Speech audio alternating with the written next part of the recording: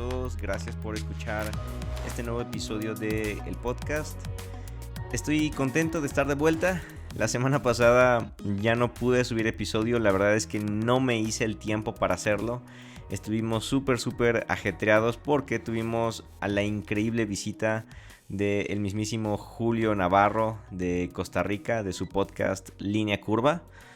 Y tuvimos el privilegio de hospedarlo aquí en casa y la verdad es que nos la pasamos tan bien que ni siquiera se dio el tiempo, la oportunidad de grabar algo. Queríamos grabar un episodio juntos aquí, queríamos incluso hacer entrevistas, teníamos tantos planes pero no nos dio el tiempo. Entonces ya no pude subir episodio, pero aquí estoy de vuelta y la verdad es que estoy emocionado por esta serie de Dignidad porque... yo creo que entre las muchísimas cosas que la cultura posmoderna nos ha afectado tanto dentro o fuera de la iglesia, es precisamente la manera en la cual nos relacionamos con el prójimo, la manera en la cual juzgamos o prejuzgamos. Entonces, en el episodio anterior, si tú ya lo escuchaste, ojalá y sí, y si no lo has hecho, te animo a que lo escuches porque es como la introducción a esto. En el episodio anterior yo quería más o menos transmitirles de la importancia que es el ser humano por el simple hecho de ser humano, el hombre por el simple hecho de ser hombre, la mujer por el simple hecho de ser mujer. Todos tenemos ya una dignidad predefinida o por de fábrica que no puede ser ni menospreciada ni incluso aumentada, porque ya valemos por el simple hecho de ser humanos. Y tan fue el impacto o tan es, no sé, tan fuerte este tema que yo les transmití en el episodio anterior, que incluso Jesús le daba mayor peso y mayor importancia al hombre, incluso por encima de la ley. No le importaba a Jesús desobedecer las leyes, o no le importaba a Jesús... Y ni siquiera desobedecer la ley, porque no le estaba desobedeciendo, más bien le estaba dando el verdadero sentido que tenía, le estaba dando el verdadero sentido que tenía que ser, como lo habíamos mencionado, la ley está hecha para el hombre, no el hombre para la ley. Entonces, no sé, la verdad es que sí me gusta mucho que escuches el episodio anterior y que tú puedas entender eso, que a veces nosotros juzgamos demasiado o le damos demasiada importancia a la Biblia, tanto que nos olvidamos del valor de las personas. No sé, espero haber transmitido muy bien ese mensaje en el episodio anterior y que tú lo tengas bien presente. Y en esta ocasión vamos a hablar un poco acerca de la dignidad como economía o la dignidad socioeconómica, que es algo de lo cual creo que también muchos de nosotros hemos visto o incluso hemos sufrido. Y es importante hablar de estos temas porque mientras tú no, o bueno, mientras no se nombre un fenómeno, mientras no se hable de un tema o no nos hagamos conscientes de ese problema, mientras no sepamos que está ahí, ese problema se vuelve ruido blanco y nos terminamos acostumbrando a él, terminamos dando por hecho que es normal, terminamos como que creyendo que es parte pues sí, de la cultura, del contexto, de nuestro tiempo y que no podemos hacer nada al respecto. Entonces, la intención para mí con estos podcasts, con esta serie, con estos episodios, es que seamos nuevamente conscientes de ciertos fenómenos que podemos nosotros estar cometiendo, nosotros personalmente o nosotros incluso como iglesia, y que es necesario taclear, es necesario abordar y también así poder pues cambiar. De hecho, con respecto a este tema, estaba leyendo recientemente no sé, una historia que se me hizo bastante curiosa porque creo que tiene que tiene mucho que ver con esto que trato de hacer. Y es que en el 1 de diciembre del año 2017, es decir, ya tiene pues algunos añitos, el Instituto de Meteorología de España decide por fin ponerles nombres propios a las borrascas. Ya desde el siglo XX se había utilizado el hecho de nombrar los fenómenos meteorológicos con nombres propios. Los huracanes, los tsunamis, las tormentas y demás cosas. Pero es la primera vez que oficialmente, es decir, de manera académica, los profesionales se reúnen para determinar que eso es precisamente lo correcto.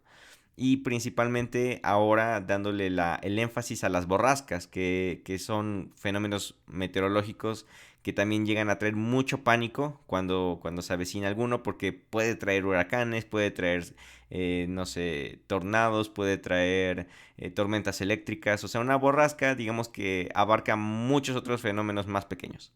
Entonces, el 1 de diciembre del año 2017, el Instituto de Meteorología decide, ok, creo que viendo cómo es que funciona la mente humana, es necesario que también a las borrascas le pongamos un nombre propio. Pues se dieron cuenta de que con los otros fenómenos, cuando se les daba un nombre propio, por ejemplo a un torbellino se le ponía el nombre de Juanita, por un decir. Viene el torbellino Juanita, entonces el hombre o el ser humano, como lo siente más presente, lo siente más propio, más cercano, es más fácil de que se guarde en su inconsciente de que hay un peligro cercano. Entonces es más fácil que los hombres, que las mujeres, se preparen para ese tipo de situaciones. Es más fácil que quieran afrontarlas o es más fácil que quieran prepararse para ellas, que tengan presentes el ir a los resguardos, que preparen no sé, un botiquín, que preparen víveres y un sinfín de cosas. Cosa que si no le pones un nombre propio y simplemente dices, se acerca un huracán en, no sé, en el Océano Pacífico, lo sentimos tan lejano, lo sentimos tan lejos, tan impropio, que se nos olvida. Y cuando menos se dan cuenta, pues ya llegó ese huracán a su costa y pues ya se llevó todo a su paso, ¿no? Y no se prepararon. Entonces, es muy curioso cómo ellos dicen, necesitamos darles un nombre. Necesitamos nombrarlos ya formalmente a cada borrasca que se acerque, porque solamente así es que los humanos se preparan para afrontar ese tipo de fenómenos, para afrontar ese tipo de problemas. Y curiosamente, eso es justamente lo que yo creo que tenemos que retomar con respecto a muchos otros fenómenos que podemos vivir socialmente. Y con esta misma línea de pensamiento es que la filósofa Adela Cortina acuña se me olvidó apuntar la fecha, me parece que es en el año 2018. En el año 2018 acuña la palabra aporofobia. Ella se dio cuenta de que existía un fenómeno social en el cual muchas personas rechazaban o hasta maltrataban a los pobres, maltrataban a los indigentes, a las personas que no tienen hogar, a las personas que están en la calle mendigando. Se habían ya reportado muchísimos casos de abusos a personas que están en la calle. O sea, que personas que los golpean. Y leí incluso un testimonio de un vagabundo al que le pagaron cierta cantidad de dólares porque se tatuara una grosería en la frente. O sea, como burlándose de esa persona. ¿Necesitas dinero? Ok, te voy a dar dinero si te tatúas esto. Como si esa persona no valiera absolutamente nada. Y entonces la filósofa Adela Cortina se da cuenta de este fenómeno y dice, no se hace nada al respecto porque no tiene un nombre. Entonces ella recurre al griego y busca la palabra pobre, la palabra indigente o sin dinero o de escasos recursos, todos este tipo de sinónimos y encuentra la palabra aporos, que precisamente significa esto, y pues ya solamente fue complementarla con la palabra fobia, que es miedo a. Entonces se forma la palabra aporofobia, dándole un completo sentido a este fenómeno social de un menosprecio hacia aquellos que tienen menos recursos. Y se me hizo tan pero tan impactante y tan trascendente el hecho de saber esto, porque podemos extrapolarlo a muchísimos temas, muchísimos fenómenos sociales, muchísimos problemas que están ahí, pero como no tienen un nombre, como no están, no sé, no somos conscientes de ellos, simplemente los olvidamos. Y hoy me gustaría hablar precisamente un poco acerca de la aporofobia o un poco acerca de la dignidad socioeconómica. Cuando yo iba en la secundaria, yo me acuerdo que veía que muchos de mis compañeros usaban ropa de marca. Lo que más en ese momento creo que me pegaba eran los tenis, las zapatillas, diría en otros países. Muchos de mis compañeros tenían tenis Adidas, tenis Nike, Puma o no sé, este tipo de marcas. Y pues mi mamá, siendo una mujer que prácticamente sacó a mí, a mis dos hermanos adelante trabajando ella sola, esforzándose y trabajando pues de sol a sol, pues era complicado que pudiera darnos ese estilo de vida o ese estatus económico. Nunca nos faltó absolutamente nada. Pero pues obviamente no estábamos al alcance de comprarnos unos tenis Nike. No estábamos al alcance de comprarnos ropa de marca. Entonces, pues en aquel momento, ya saben cómo es la secundaria, es creo que cuando sacamos, es de los momentos en los que siento que sacamos lo peor de nosotros, pues había muchísimo bullying a las personas que como nosotros no teníamos ropa de marca. Y era muy común ver en los pasillos de las escuelas o escuchar en los baños, escuchar en las canchas a niños burlándose de otros niños diciendo, hey, mira, ve sus tenis, están bien feos, o mira, ve sus tenis, están bien chafas, o ¿a poco no se están roto? O ese tipo de burlas que a lo mejor para un adolescente que recién está formando su carácter, que recién está formando esa piel dura para recibir los ataques, pues es difícil. Cosa que a mí me pasó. O sea, yo me acuerdo prácticamente por meses rogarle a mi mamá que me comprara unos tenis Nike. Que por favor me los necesitaba. O sea, era una necesidad que prácticamente me desvivía por tenerlos. Me acuerdo que mi mamá, pues, como buena mamá, se esforzó, hizo horas extras y me acuerdo, no sé si fue Navidad o cuál fue el motivo, pero el punto es que me regaló unos tenis Nike. Y yo estaba tan emocionado y tan feliz porque al siguiente día iba a poder ir a la escuela con mis tenis Nike y poder ser parte de aquellos niños populares, poder ser parte de aquellos o bueno, incluso por el simple hecho de ya no ser rechazado, ya no ser recibir bullying, ya no recibir burlas. Y realmente estaba muy contento. Y me acuerdo que en eso se atravesó un periodo de vacaciones. Y cuando regreso con mis tenis Nike, resulta que muchos de mis compañeros de secundaria ya tenían un teléfono celular. ¿Y qué creen?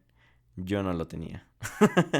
Entonces, ok, ya tenía los tenis. Y ya ahí ya estaba un paso más cerca. Incluso yo llegué a, también me acuerdo y hasta me duele confesarlo, pero yo también teniendo unos tenis Nike llegué ya a formar parte de aquellos que hacían bullying a los que no tenían tenis de marca. Y también ya me llegaba a burlar de ellos, siendo que se me había olvidado que yo también fue así y que también a mí me dolía ese tipo de burlas. Pero el problema ahora era que los más riquillos, los más populares, ahora tenían un celular y yo no lo tenía. Entonces yo regresaba enojado a mi casa y con mi mamá diciéndole, oye, necesito un teléfono, todos tienen teléfono, pero yo no tengo. Y yo sé que a lo mejor a muchos ya les caí gordo, hasta a mí me caía gordo en ese momento de mi vida. Pero me acuerdo que mi mamá, en una de esas noches de plática y de abrir mi corazón con ella y platicarle el por qué me sentía así y cómo es que me trataban en la escuela y por qué quería el teléfono, según yo tratando de convencerla de que me lo comprara. Me acuerdo una frase que se me quedó tan marcada que al día de hoy, no sé, más o menos 10 años después o un poco más, yo se las comparto a ustedes. A lo mejor no es una gran frase, pero pues a mí me marcó por completo mi adolescencia. Ella me dijo, yo me voy a esforzar y sin problemas yo puedo ahorrar y comprarte un teléfono celular. Pero estás entrando en un círculo vicioso en el que siempre te va a hacer falta algo. ¿Y sabes por qué? Y yo me acuerdo que le dije, ¿por qué? Y ella me dijo, porque tú pones tu valor en el valor de lo que tienes. Y tú eres muchísimo más de las cosas materiales. Tú vales más que todas las pertenencias, que todas las posesiones materiales que puedas tener. Y ya, no me acuerdo del resto de la conversación. Seguramente yo seguía haciendo berrinche o no sé. Después de unos meses mi mamá me compró un teléfono celular, pero se me quedaron tan grabadas sus palabras que a partir de allí no se me han olvidado. Y cada vez que empiezo a entrar en ese círculo vicioso de necesito, quiero, no tengo, me acuerdo de esas palabras que resuman en mi cabeza y me dicen, hey, tú vales mucho más de lo que tienes. Y me trae tanta paz, porque ahora, poniéndole una perspectiva, yo tengo una dignidad por el simple hecho de ser hombre, independientemente de las cosas materiales. Pero no solamente tengo esa dignidad por el simple hecho de ser hombre, sino que aparte ahora entiendo que tengo una dignidad que viene de un ser divino. Y ese ser divino, ese Dios, es el que me da mi verdadero valor. Y viendo todas esas cosas en perspectiva, cambian por completo tu manera de relacionarte y de ver las cosas y decir, es cierto. Al final de cuentas, las cosas materiales, hoy me puedo comprar un nuevo celular y en 3 meses ya salió una versión más reciente y jamás voy a poder estar al paso, jamás voy a poder estar, am, no sé, al pie de ese tipo de cosas. Y les perdí por completo valor. Digo, igual no quiero decirles que soy ultra minimalista y ultra, no sé, austero y para nada. Simplemente que ahora ya no les doy el peso, ya no les doy la importancia que en aquel momento yo les estaba dando. Y es curioso porque también debido a la sociedad en la cual vivimos, una sociedad capitalista, una sociedad basada en intercambio, es muy común que aquellos más desfavorecidos sufran de cierto tipo de rechazo o de cierto tipo de aislamiento, a lo que llamamos aporofobia. Estamos acostumbrados a relacionarnos con las personas conforme a lo que nosotros les podemos ofrecer y lo que nos van a ofrecer a cambio. Es como que el común denominador. Es tan inconsciente que a lo mejor ni nos damos cuenta. Pero tú te juntas con tales personas porque sabes que a lo mejor tú les vas a ofrecer tu buen sentido del humor y ellos a cambio te van a ofrecer estatus o te van a ofrecer favores o te van a ofrecer economía o te van a ofrecer, no sé, buenos momentos o te vas a acercar con, o incluso al momento de buscar pareja, tú le vas a ofrecer tu persona, pero también tú quieres recibir ese amor, quieres recibir ese cariño, esa compañía, ese afecto, esos abrazos y todo lo demás.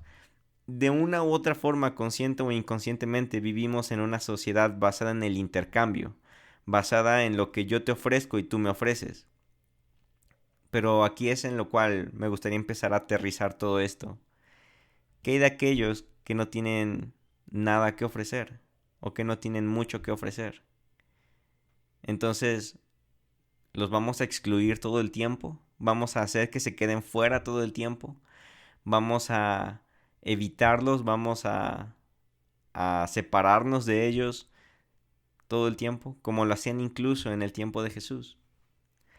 A los pobres, a los leprosos, a los inmundos, los rechazaban de las colonias y se tenían que ir a los afueras como unos completos extraviados o como unos completos desterrados, porque ya no valían nada, no tenían nada para ofrecer. Y eso que en aquel tiempo aún no existía como tal el capitalismo. ¿Cuánto más hoy? ¿Cuánta gente no desterramos en nuestras iglesias porque no tienen mucho que ofrecernos? ¿Cuánta gente no despreciamos de nuestros círculos sociales porque pensamos que no tienen nada que ofrecernos?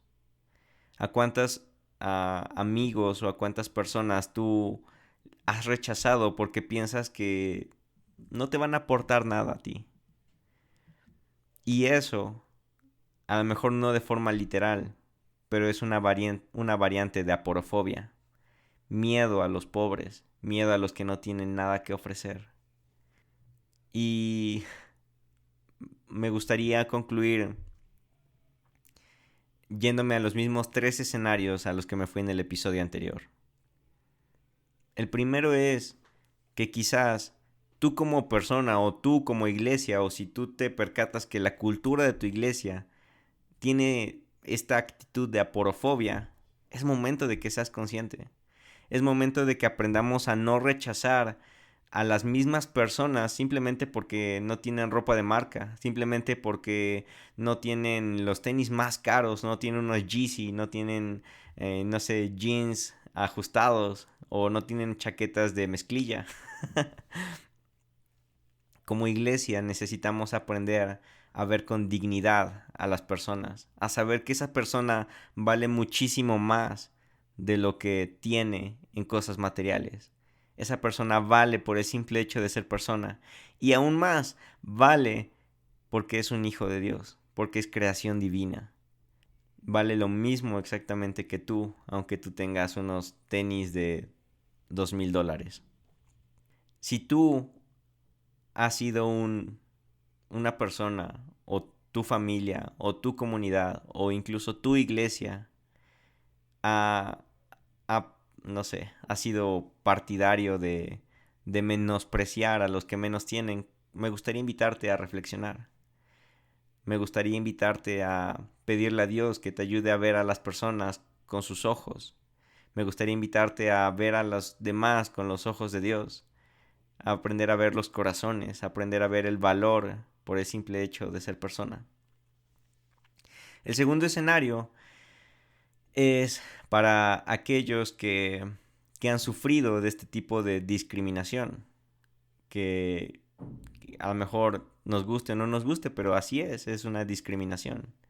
Si tú te has sentido que te han rechazado en iglesias o en instituciones o en escuelas o en sociedades por tu economía, me gustaría decirte que vales mucho más que eso. Vales muchísimo más que lo que tienes. Vales muchísimo más que ese iPhone 12, 13, ya no sé ni en cuál van. Vales muchísimo más que el auto que tienes. Vales muchísimo más que la ropa que tienes. Vales muchísimo más que lo que no tienes. Vales muchísimo más por el simple hecho de ser persona y de ser un hijo de Dios, que todas las cosas materiales que te puedan faltar o que puedas tener. Y me gustaría invitarte a que aprendas a verte a ti mismo de esa forma. Aprender a amarte a ti mismo, aprender a valorar a tu familia, aprender a valorar a tus padres, aprender a valorar el trabajo que a través del cual tienes todo lo que tienes. De verdad, te animo a que aprendas a verte con los ojos de Dios, que tengas una sana estima de ti mismo con respecto a tu dignidad socioeconómica. Y el tercer escenario al que me gustaría llevar esto es a aquellas personas que realmente son pobres, indigentes, aquellos que vemos en la calle. Siéndote completamente sincero, yo sufro de aporofobia y ahora me vengo enterando. Hay momentos en los que veo a alguien, a un hombre de la calle, y en lugar de pensar en cómo yo bendecirlo, cómo yo ayudarlo, cómo puedo comprarle una torta o comprarle algo para comer, lo primero que pienso es que me puede asaltar o que puede, no sé, robarme o que puede perjudicarme. Y entonces me cruzo la calle o simplemente soy apático a ese tipo de situaciones. Y eso a mí me hace culpable de aporofobia. Y me hace culpable de apatía. Y la apatía es lo contrario al amor. Y pues bueno, creo que no hace falta recordarles que eso es lo más importante. El amor. El amor a nuestro prójimo. Necesitamos aprender a ver a nuestro prójimo con los ojos que Dios los ve, independientemente de su economía, independientemente de las cosas materiales. Necesitamos aprender a vernos entre todos con la misma dignidad, con el mismo valor, porque eso es lo que realmente importa. Eso es lo que quería compartirles, espero les haya ayudado. Ojalá me ayuden a compartir estos episodios o esta serie en Facebook, en Twitter, en Instagram, para que pueda llegar a más personas. Gracias de nuevo y pues es todo. Dios con ustedes.